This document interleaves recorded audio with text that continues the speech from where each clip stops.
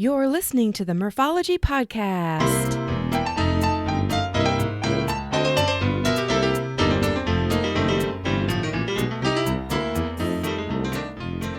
Thanks for tuning in to the Morphology Podcast, aka Murph here to share interviews about biking experiences from cyclists who have pedaled to places all over. Each week, we'll get to know new people and explore new destinations to ride your bike. As you listen to these adventures, you may wonder, why haven't I done that yet? On this episode, meet Sam Westby. Recently, Sam and his dad loaded up their bikes and rode all the way across the country. Sam started bike touring with the family at the young age of 9. And riding across the country with his dad was a bucket list vision for many years. This year, the stars aligned with both of their schedules, so they put a plan and a route together, and away they went. Sam was on a bit of a time crunch, so with fully loaded touring bikes, they launched from Oregon with a goal to end in New Jersey in 45 days. They ended up averaging 86 miles per day over 42 days and logged in 3,600 miles. So here is Sam to talk about his adventure and the bond with his dad that strengthened even more while they biked their way across the United States. All right, a warm welcome to Sam Westby. How are you doing, Sam? I'm doing great. How are you? Good. So it's been a couple weeks, maybe even a month now, but you and your father completed an epic cross-country bike tour, and I have you on the podcast to hopefully tell the listeners a little bit about it. Yeah, happy to get into the story. Good. And most listeners know I rode my bike across America in 2022. It was just last year. And we did the southern tier. So you did a little bit different route than I did, but it'll be fun to kind of hear your story and then relive mine. Yeah, I'm sure there's a lot of overlap. Yeah. Well, before we get into talking about your epic tour, tell the listeners where you're from and maybe like what the cycling culture is like there. Sure, I'm living in Boston, Massachusetts now, and Ah, I grew up in Wisconsin. So the cycling culture is a bit different. Small town Wisconsin, I'm 5 minutes in country roads, cornfields, quiet and peaceful. But out here in Boston, there are a ton of people and also a ton of cyclists, although it takes maybe 20, 30 minutes of riding to get to quieter roads. You're never mm-hmm. quite in the country, but we have nice rolling hills here. And also the drivers are good once you're not downtown. Sure. If you're biking downtown, then you'll get cut off, right turns, left turns. But once we're farther out of the town riding, it's great.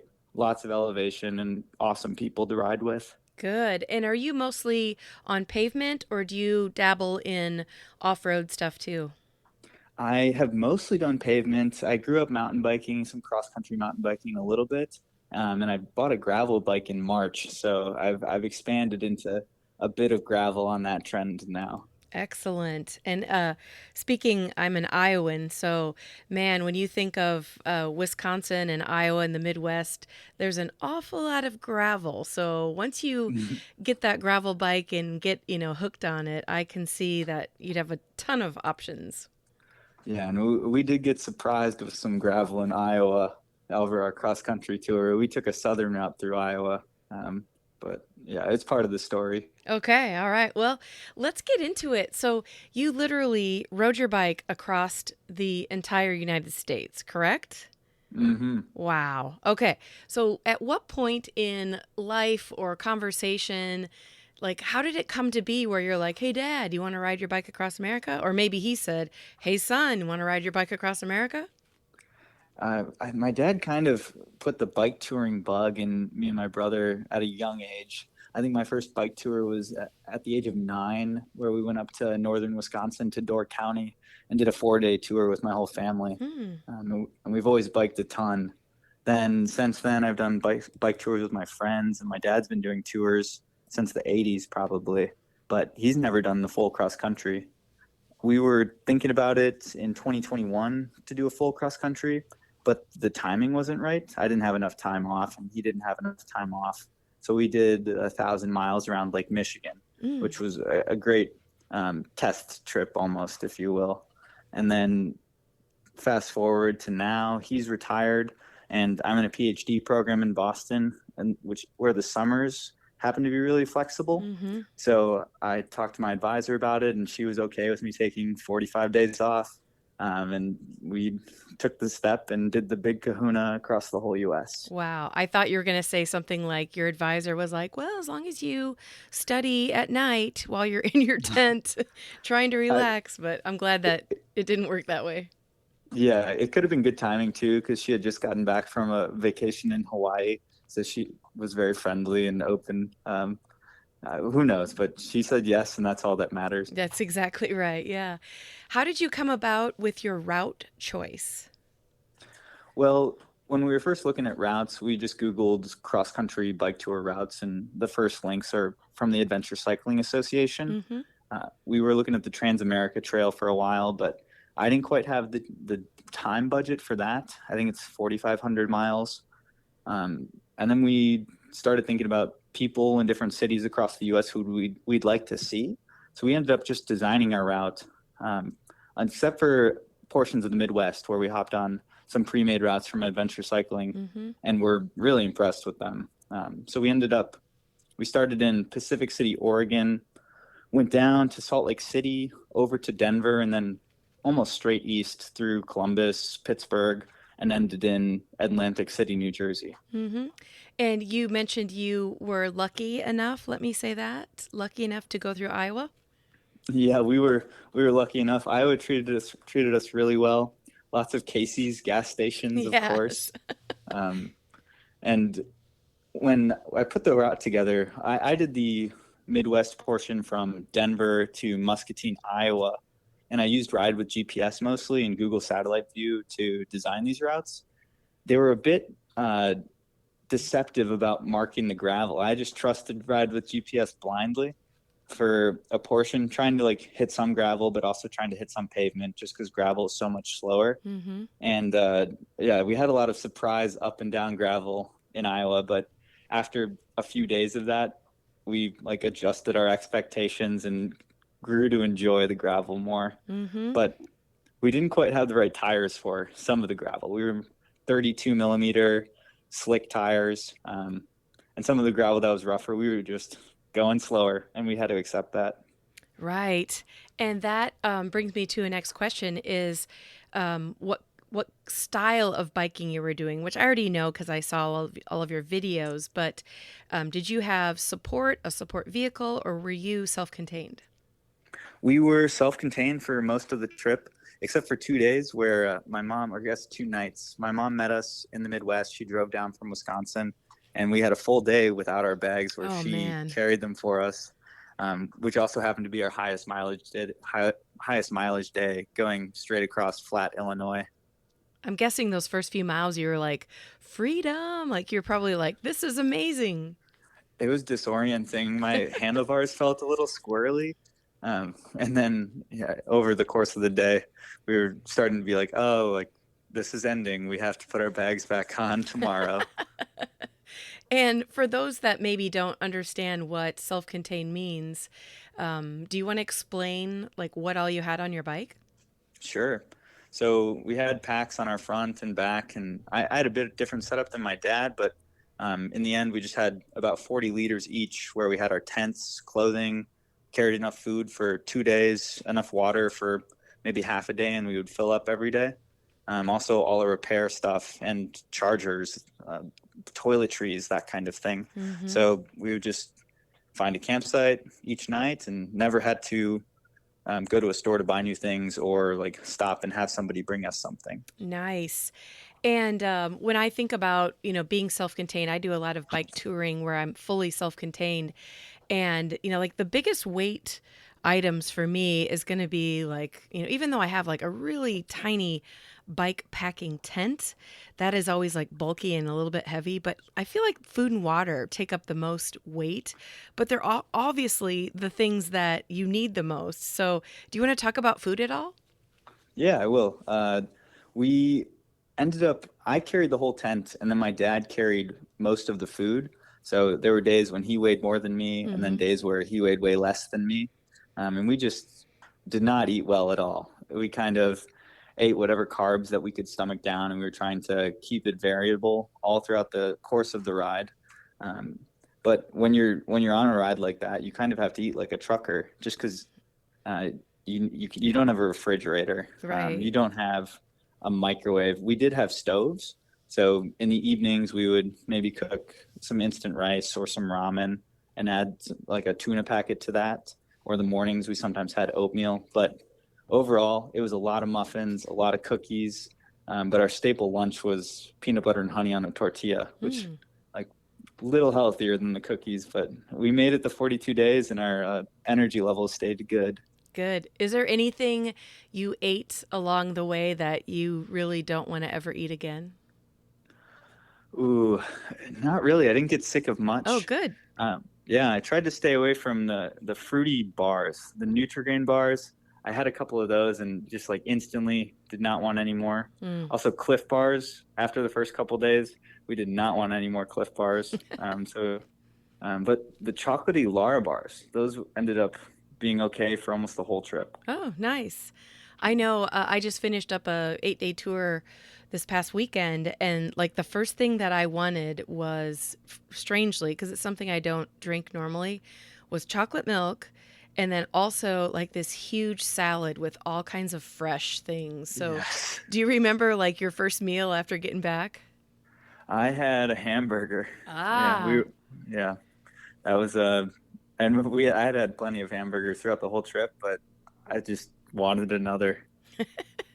Well, one thing that you, at least in my circle of friends, because everybody follows your posts or did follow your posts when you were going across America, and you had this saying, "Stats for the nerds," and I don't Hmm. know where that came from, but it was very catchy, and a lot of my friends still say that to this day. So, do you want to explain a little bit about your stats and mileage and just fun stuff to share? Sure. Yeah. So at the end of these videos, I would post the screenshot of my Strava and then say stats for the nerds. I'm not really sure how it came to be. I've heard that saying before, but it became a tagline for me. So total mileage, we were going 3,600 miles total over 42 days. If you Well, have suggestions for other stats. yeah, so if you're looking at 3,600 miles, you're not doing a century a day, but you're definitely in the 80s and 90s almost every day. Is that correct? Yeah, that's right. We did 86 miles a day average. Mm, I think it was 280 hours of riding time, which was uh, what is that, 6.5 hours every day at about okay. 13 miles per hour. Is that the type of cycling that you're used to, for 6.5 hours and doing 86 miles a day? Or was that a strenuous day? The tours that I have done in the past are similar to that, where Okay. we usually have road bikes. We're usually on road tarmac. So we just go for a long ride, taking breaks every hour, not trying to push at all. We're not trying to crank our gears, but it's just easy throughout the whole day if we can last that long. Mm-hmm. Um, And yeah, for those people who don't do self contained, I feel like 13 miles an hour I mean, that's a pretty good clip when you have 40 or 50 pounds of gear on your bike and you're loaded down. I agree. We drafted a lot, just like riding with him when I was growing up. We would draft, and so especially on the state highways where we'd be biking and there'd be mile markers every mile. It'd be 2 miles, and then we switch, 2 miles, and then we switch. Mm. So we get some aerodynamic advantage, which is one plus about going with the group. We saw a lot of solo riders, the ones that we passed, and I just can't imagine having to suffer through the wind the whole time rather Sure, than taking turns suffering through the wind. sure. And I don't know if you had like an ending date in mind or if you were just like, we're just going to get there when we get there. But do you want to share maybe about your overnight stays and how you decided your start point and your end point each day? Sure. We would break camp and then ride for a couple hours and get a feel for at least the area, how our bodies were feeling. Our lowest day, we would take rest days, but for that for us was 40 miles, 50 miles. We would just reduce the number of hours. We Mm-hmm. never took a 0 day, partly because I only had 45 days, which would be an 80-mile a day average for the route that we planned. So partway through the day, we would kind of pick a city that was near enough to an estimated mileage that we were okay with, and then start looking for usually a stealth campsite. Mm-hmm. So we would get on Google Satellite View, look at different parks, look at different trails in these cities, and try to find a spot that's out of the way. And that was the majority of the places that we stayed. Sometimes at the very end of the day, we would get to the city, to the spot that we had scoped out, and it was not great.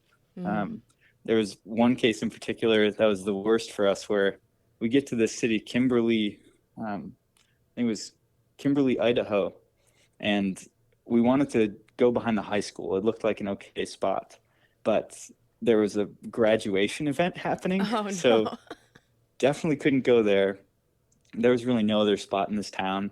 So we talked to a police officer, and she told us, nope, like no camping here, not allowed. But there's the spot like 7 miles away, which was 7 miles in the wrong direction. So an Mm. hour detour, which when you go both ways, we didn't really want to do that. We kept riding a little bit because we found a church. So we ended up behind the church, met some people who worked there, and they were really friendly and let us stay there. Good. That's one of the challenging things when you're, kind of tired from the whole day and then trying to figure out a place to sleep can be pretty challenging. Yeah, that's the most stressful point because you're exhausted. You want to sit down, you want to stop, but you just have to keep going until you get to a place where you feel safe and where you think it's allowed, or at least where you're not going to get in trouble. Yeah. Did you ever get headlights on your tent in the middle of the night and have to move? Thankfully, no. Oh, We good. never got reprimanded. The only time we got reprimanded was our very last campsite in the morning where we were taking down our tent. We were in a fairgrounds, and some woman came up to us and she said, "Do you have permission to camp here?" We said no. And then she said, "This is a fairground, not a campground." And then we kept packing up and made our way out. You're like, well, thanks anyway. Sorry. Yeah. Sorry to startle you. She was Yes, just on a nice morning walk with her dog and did not expect to see two random men sure. parked there with their tents. Sure. Describe the terrain. Were you, able to find some good pedestrian or cycling trails or low traffic roads, or were you stuck on, major roads, busy roads? We had a mix of everything. Out west, it was mostly state highways, just because any quieter road or trail, or I guess quieter roads would be gravel through the mountains, which Mm. we avoided. So we were state highways until we got into the bigger cities. Like Salt Lake City had an awesome bike trail, 40 miles south, down all the way into the city. Mm. Cut through Lincoln, Nebraska, all on trail. Cut through a lot of Ohio and Illinois on bike trail.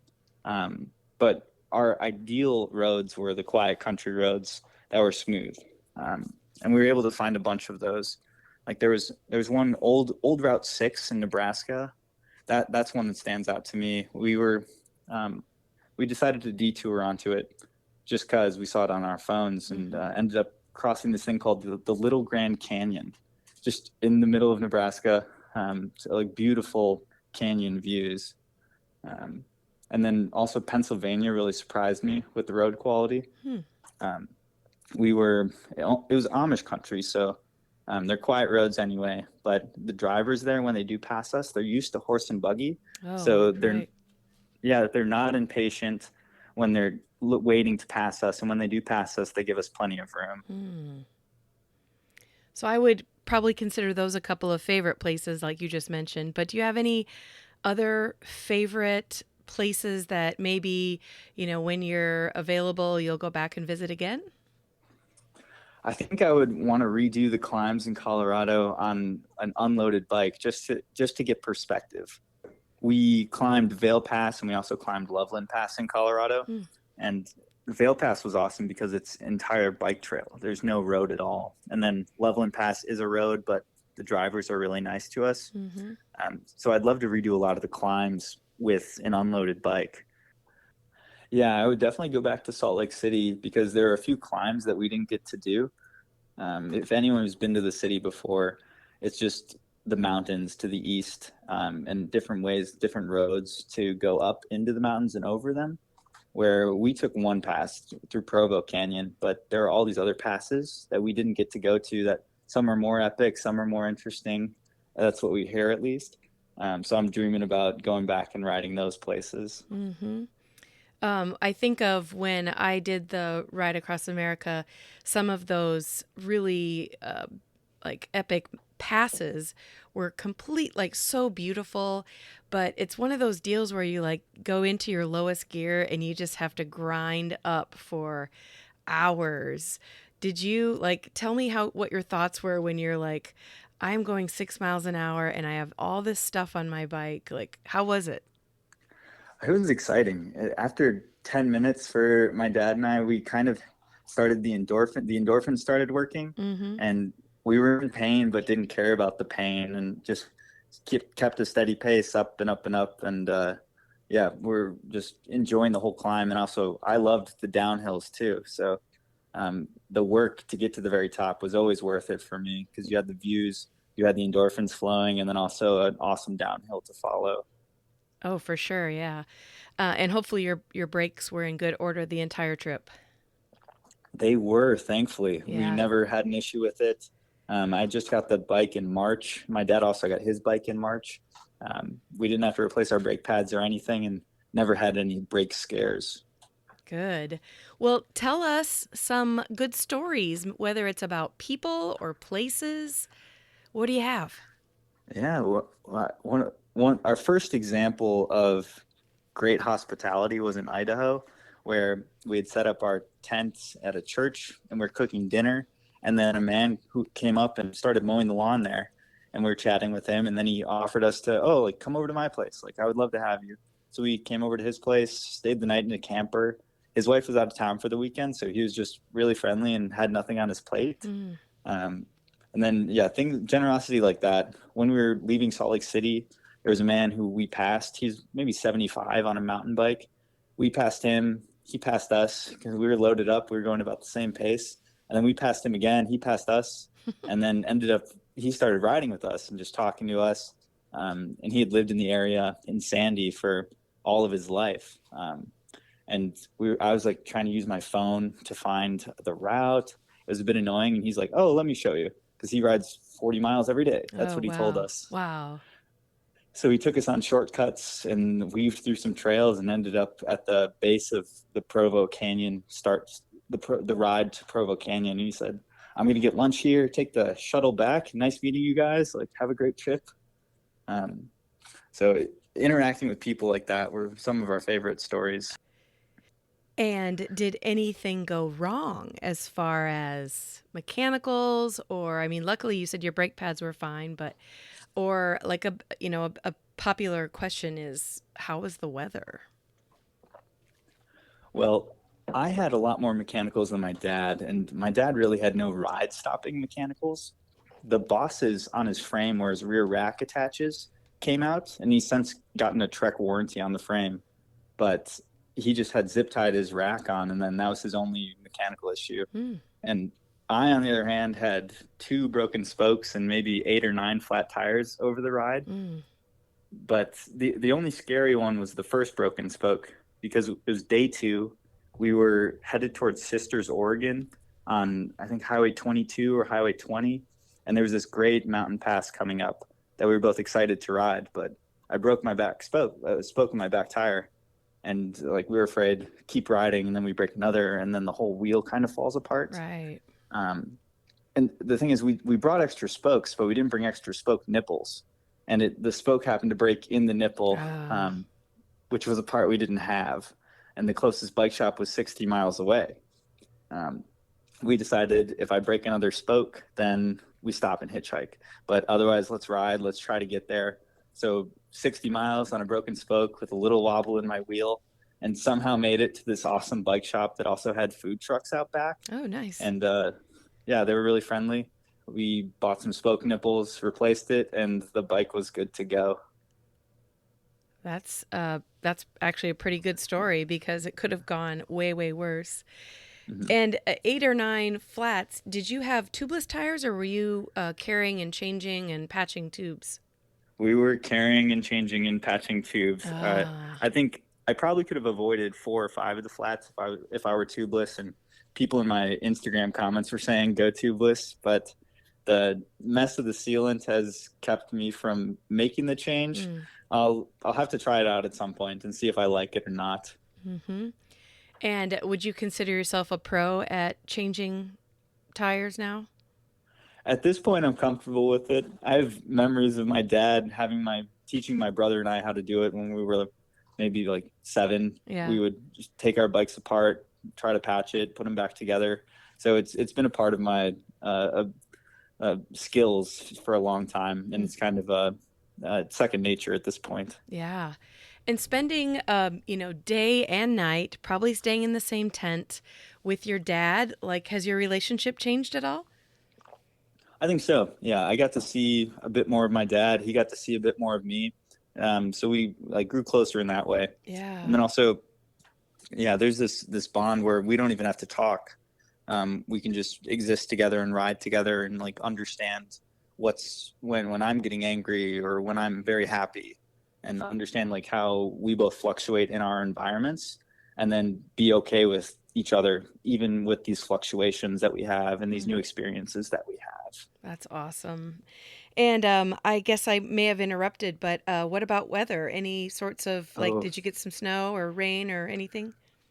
we got a lot of rain. Mm. We probably got rained on, not all day, but at least if it's one, we got rained on at least once a day for half the days we were riding, which seemed like a lot to me. Um, we never had horrible snow or horrible rain that we were caught out in. We did have some big storms that we somehow avoided or were in a park shelter when they came. And the only challenging weather was when we were doing Vale Pass and Loveland Pass across the Continental Divide, because it was mid 40s and rainy. Mm. Burr. The night when we were doing Vale Pass, the climb was okay because you're going up and you get really warm, but the descent with my wet gloves, which we didn't quite pack for, we packed for a minimum of 45. That was what I packed for. Mm-hmm.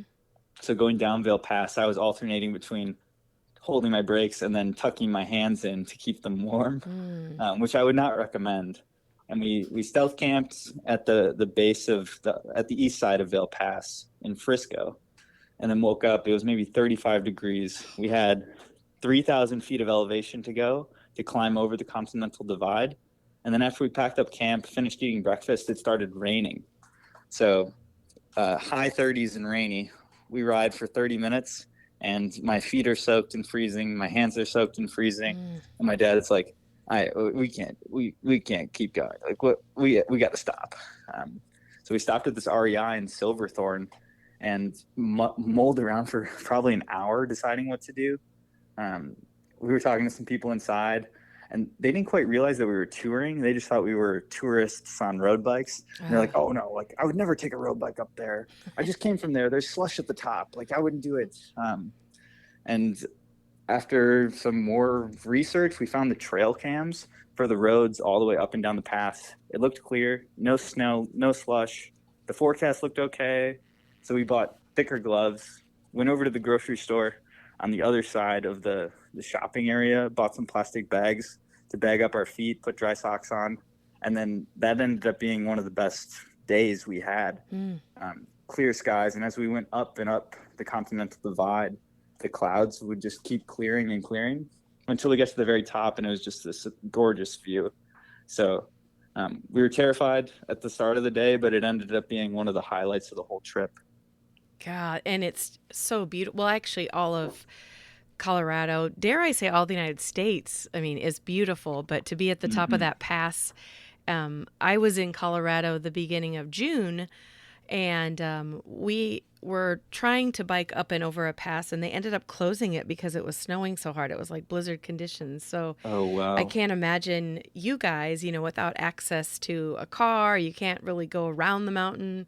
So I'm glad that you had success that in that aspect. Mm-hmm. Yeah, the alternative was hitchhike, which is okay, but we tried to do without it. Right. So here's a side question. You're talking about having gear to go down to 45 degrees. When you got home, was there anything in your panniers that you never touched? There was, but it Really? was safety related. Oh, okay. We never touched our like We never touched some of our medical gear, like the emergency blankets or ibuprofen, that kind of thing. And I also never used my water filter, Hmm. but I didn't want to send that home because it's valuable to have. We just happened to be able to find enough water every single day through a store.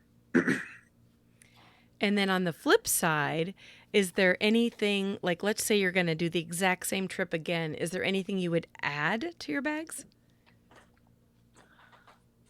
Hmm. Based on your story, I would say you should maybe add waterproof socks because they would keep you warmer. But I don't know if that would be a luxury item. You know what I mean? I think it would be a luxury item. I would wear the waterproof socks in the morning, I think, because I really didn't like getting my feet wet in the grass and the Mm-hmm. dew. I would also maybe take a smaller tent. We had a three-person tent, which was really comfortable, a lot of space in there, but with how much space I had in the bags, the tent took up a lot of it. Yeah. So it would have made my bag system a little easier to have a smaller tent. Okay, so as a whole, you ride your bike across the entire United States. You saw a little bit of everything as far as every kind of weather, every kind of terrain. Do you have any significant takeaways, whether it's about the people or the country? Yeah, and I was starting to think this already a little bit before the trip, just from doing road trips across the US, but people are really just people no matter where you go. The introductions seem a little different. Like in the Midwest, the introductions to new people were very easy, but in other parts of the country, they were a bit more skeptical. Mm. And then once you get past that, show you're a human, show you're safe, then everyone was really similar. They had the same curiosities about what we were doing. They asked similar questions. They were saying similar things and were just similarly friendly. I would say pretty much everyone we interacted with was friendly, regardless of where we were, which kind of feels uniting, where there's not like a Midwest nice or a Southern nice. Like everybody has some amount of nice Mm-hmm. where you can interact with them and get along with them and be with them. That's, yeah, very well said. And is it something that, as you're biking across the United States and you have all this stuff on your bike, are most people kind of like, what the heck are you two doing? Or are they more like, wow, father and son, what a great team, go for it? Yeah, there were two types of people, I would say. The ones that didn't know what bike touring was and the Mm. ones who did know what it was. So the people who didn't know what it was, we would say, "Oh, hey, we've been on this for 32 days now," and they would just jaw to the floor like, what?" And then there would be other people, like one guy at a gas station. He just walked up to us and he's like, "That's a cross country tour setup if I ever saw one." He just started chatting about his cross country tours with us. Um, but yeah, that's how I would split the reactions to our trip. And here you are now, probably back in school or classes, and don't have the luxury of planning the next big tour. But what's next? What's next? I focus on my studies a little bit. I'm finished with classes at this point in my PhD, going into year 4. So it's all about research. Hmm. My advisor let me take that time off. So it's catching up right now, showing her that it was okay to let me take all that time off. And then I have a bunch of weekend trips. I love going up to New Hampshire and Vermont and Maine. And hopefully next year I'm able to take a similar amount of time off and pick another grand adventure, maybe something abroad, maybe the Great Divide mountain bike trail. Oh, I yeah. haven't figured it out yet, but just the options are endless right now. Sure. And after you got back, is biking still a priority in your life? Yep, Oh, I good. love biking still. Um, I noticed the first couple days I got back, I didn't bike for 2 days, and I was just restless, and nothing was quite as entertaining. So I got back on the bike and like tried to go for some long rides, Hmm. push myself, see what a bike feels like without any of the weight on it. And now I'm kind of riding 3 days a week. There's some great group rides in Boston that I go to. And then in August, I'm riding up the biggest mountain on the East Coast, Mount Washington, in a race ride kind of thing. Oh, wow. So you're probably training for that right now. Yep, I live near a large hill, so I've just been going up and down that hill a lot and trying to find elevation wherever I can. Plus, Oh, I just bought a new cassette for my bike, which has some larger gears to hopefully make the challenge of the Mount Washington hill climb a little lower. sure. Are you still using the same bike you used for across the US? Same bike. It's so comfortable Uh-huh. and yeah, fit to me. And it's my main bike right now. I Sure. love it so much. It's a Trek Checkpoint SL5. Hmm. Well, if people want to kind of, see the adventure you've been on, your videos are awesome, by the way. I don't know if I said that at the beginning, but where can they go to look for more on your adventure? Yeah, on Instagram and on TikTok, my username is Sam C Westby. I posted daily vlogs all 42 days of the bike trip, and now I've been posting maybe 3 days a week about my daily life and bike rides that I'm doing back here in Boston. Excellent. Well, Sam, I appreciate you coming on the podcast to share your story. And it was really a joy watching you each day with your adventures with your dad. Thanks so much, Murph. I'm glad we could share the adventure, and thanks for having me on. You bet. Well, listeners, that's it for this week. Email me at murphologypodcast@gmail.com if you have a topic or the name of a cyclist you find interesting. Support my podcast at patreon.com/murphology and visit both my Facebook and Instagram pages for daily entertainment. I have more great episodes in the pipeline, so I hope you continue to be a Murphology podcast listener.